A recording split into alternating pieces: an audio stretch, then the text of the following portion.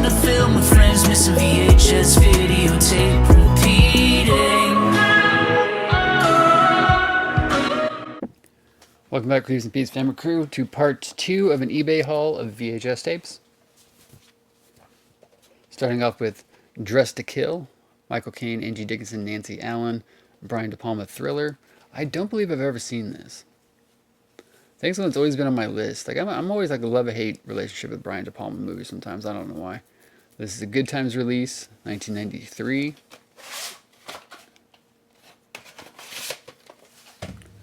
Moving on to The Mothman Prophecies, Richard Gere, Laura Linney. This is what, 2002 came out, I believe, 2002, 2003. 2001, so it was a little bit earlier. I remember screening this Thursday nights, before movies came out on Friday. Projections would always have to put the movies together. We'd always have to do a test screening to make sure all the splices and everything were fine, that the print wasn't messed up. So I remember watching it then, but I haven't watched it since. But a lot of people talk about how great that movie is, so I'll have to revisit it someday. And then we have the Stanley Kubrick Collection, digitally restored and remastered version of The Shining, which I think this is the same copy that I have. I know I have the color tag side one, but it looks like this one I can't really do, and this one's got some writing on the side, so that sucks. So can't do anything with that one.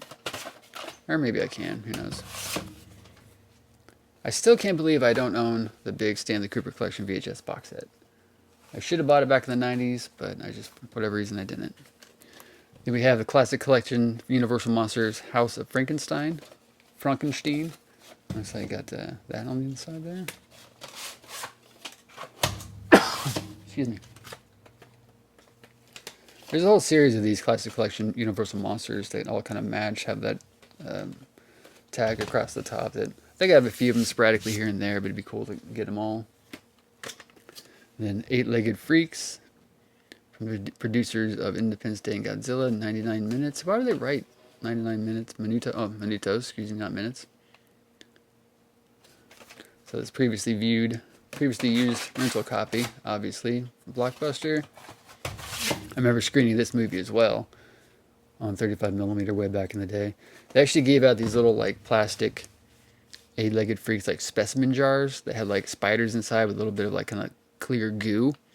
I still have it somewhere, but like over the years, since my stuff had been in and out of storage, it was in like a hot storage container, so all the kind of gooey, slimy stuff like all like shrunk and shriveled up and became like hard. But one day I'll have to do a video going through all my movie buttons and collectibles, all the little promotional buttons that they give out at theaters and stuff. I have a huge archive of those. Now moving on to Beetlejuice. This is the orange tag comedy version from Warner Brothers. I don't believe I have this. In fact, I don't know if I have any Beetlejuice. See, I hate when the label's that way, but the tape's there, because I like having the weighted part of the tape at the bottom. It stands up better. But that's just me. Fantastic movie. I may or may not have copies of that. I know I never had a personal copy of that growing up, but it's one I might have collected over the years. I'll stick it there on the side. We have In Dreams, a Neil Jordan film. Annette Bening, Aidan Quinn, Stephen Ray, and Robert Downey Jr. from the director of Interview with the Vampire and The Crying Game. If you've never seen this, this is a weird movie. Like, it's Robert Downey Jr. back when he was having his issues in the mid to late 90s. I think this is 99 this came out. Yeah. I saw it in theater at one of my jobs. And they're just interesting premise, interesting film. I don't think it just kind of came out and died. I don't know if many people ever talk about this movie, but if you ever want to see just a really weird, creepy movie, check out In Dreams. Fulci, my dog's still behind me chewing up all this wrapping stuff that the VHS came in. Then we have 2003 Academy Award winner Charlize Theron and Best Actress in Monster. Columbia TriStar. This is directed by Patty Jenkins. I remember screening this in 2003, the night before it came out. And I remember walking out. I think I watched it with 2 or 3 of my friends at the theater. I remember walking out and being like, I said, Charlize Theron's going to win an Academy Award. And then a couple months later, she did. Then we have Dark Wolf, Half Man, Half Beast, Pure Evil.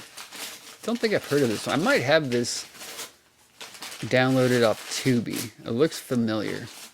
Or maybe I have the trailer on one of my trailer channels. So it's got Tippi Hedren, Stephen Williams, Kane Hodder, I recognize none of the main actors. 20th Century Fox release, year 2003, I think that said. Another rental copy, totally fine with me. Nice Thriller sticker there.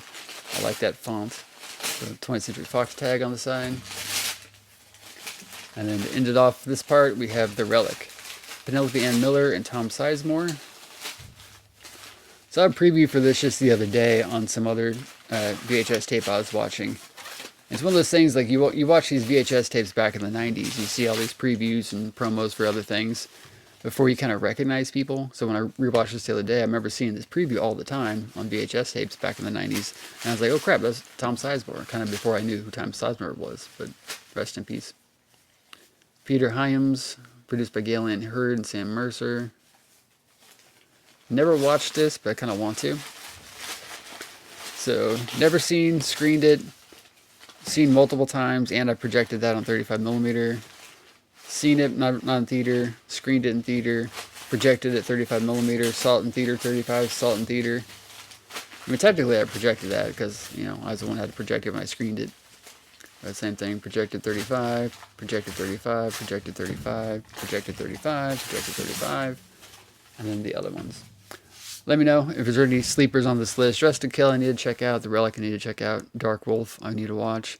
In Dreams I definitely need to rewatch again to see if I remember what I'm remembering about it.